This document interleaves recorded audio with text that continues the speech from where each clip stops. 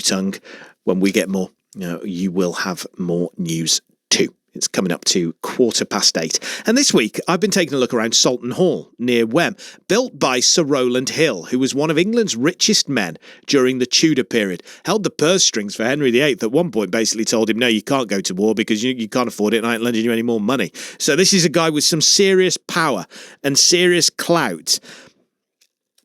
Did he, though, bring back the altar from the original St. Paul's Cathedral and keep it in his chapel near Wenn? That's what feels like a rather implausible theory that some people are starting to believe might have some credibility. I asked academic James D. Wenn to tell me exactly why he thinks what's in the chapel came all the way from London. We've moved down to a chapel, not quite in the basement, is it? But almost, of the house. And we can see out into the garden, but next to us is what looks like an altar. That's right. The window that you mentioned is the only central opening in the entirety of Soulton Hall. It faces the Easter sunrise down what used to be an avenue that sadly died during Dutch elm disease within living memory, and it will be replanted. The room we're in, that has this very special nestled central position, is about 8 feet by 8 feet by 16 feet in old money. The volume of the rhombic dodecahedron, this mathematical shape that all of the architecture of the building keeps on riffing off because it's interested in harmony and the properties of that shape as a symbol, this double cube is evoking that because of that proportion. So the room is important, and at the east end of it, this big slab of stone is about 8 feet by 3 feet. So it's the same dimensions as a stone medieval altar, and it's broken into 3 pieces. Now, when old Sir Rowland Hill was leading London as the civil authority, he was tasked with destroying the high altar of the old St. Paul's Cathedral. And it was such a violent, cataclysmic thing to do. He had to cancel a public holiday to try to stop a riot. 3 people died during this incident. Why? Given they were still going to use St. Paul's Cathedral, why was he tasked with smashing bits of it up? So different religious opinions see the idea of a Christian altar through different lenses. A more traditional view sees it as a sacrificial slab, as a burial slab. It's to do with the death and the resurrection in the Eucharist. The view of the Eucharist from the Protestant perspectives that were being brought in during the Reformation is that you have a wooden table, like a dining table, a kitchen table, and you reenact the Last Supper feast as communion. Sir Rowland Hill decides, I should probably save that. Is that his thought process? Well, let's put it this way. He would have had to be both incredibly brave and potentially incredibly idiotic to have designed a room in this way, in a very readable way to a Renaissance mind, if he didn't really believe in the risk that he was taking. As a Protestant, why? Why didn't he just think, actually, yeah, that can go, it's wrong?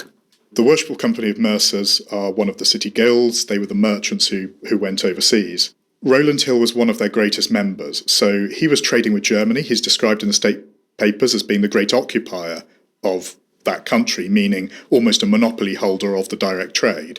And that's where the Reformation started. But he grew up in the reign of Henry VII, in the flowering of Catholic English culture. That's the religion of his parents, grandparents, all the way back for hundreds of years. In the Mercers in London, they had just completed this beautiful statue of the body of Christ. It's life-size, so the same size, made out of stone as the slab in here. And this wonderful lifelike sculpture was found in a socket of sand during the Blitz. Nobody knew that it had been hidden, but this is when Sir Rowland Hill was actually living in the mansion co-connected with the Mercer's Chapel. Right. So it must have been done with his knowledge. Looking at that, there's a bit of a V for Vendetta sense of it. Safeguarding history. There's a scene in V for Vendetta where there's a gay man, I think played by Stephen Fry, who's guarding a Quran, and somebody asks him if that isn't a strange thing for him to do, and he says not a bit of it, because all culture is valuable to me as a person of culture. One of the few people rich enough to get away with it as well? Rich enough, but also experienced, because he was trading with Germany when all of these things were going on the continent at the beginning of the Reformation, before it ever came to England. So he'd already worked out his position, and when it came to his own shores, yes, he was involved in Protestant publishing, but these strong Protestant connections and these preservationist ideas, they could well live in somebody who perhaps isn't themselves a theologian, but just wants the best for everybody. I'm going to play skeptic and say it's a dark, almost black slab How do you know it's from where you think it's from? Well, the short answer is that we don't. It's one of these things where it's going to be an ongoing object of research. One thing that's been suggested is potentially to drill through the bricks that are supporting it, and if there's a space underneath, to send a camera in there to see if there are any of the signs that you often see on Catholic altars, like the consecration crosses, because if he was semi-hiding it, he may have revolved it. The really important thing to do is to engage properly with the faith stakeholders, the heritage stakeholders and experts, and the local heritage officer, who is the proper statutory authority to determine what we can and can't do. All of these people are no fools. Bishops of different churches, representatives. We've got a list of names of people who have said that they're convinced, and they're very serious people. We'll leave it to them to put their name to it. It's now a multi-faith sort of prayer room, chapel there at Soulton Hall, and potentially, and more investigations will be done, it could have the altar from the original St Paul's Cathedral in the chapel there. Tomorrow we'll find out if the patron saint of London's buried in the garden.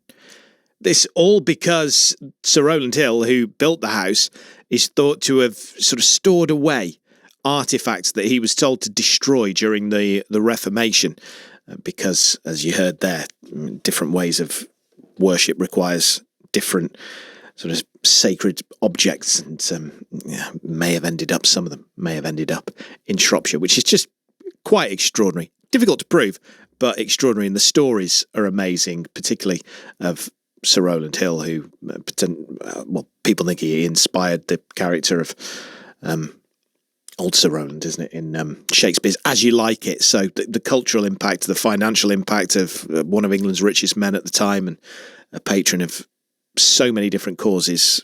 You can just dig back into the history of that building and that individual and find loads of fascinating tales that history is willing to tell you.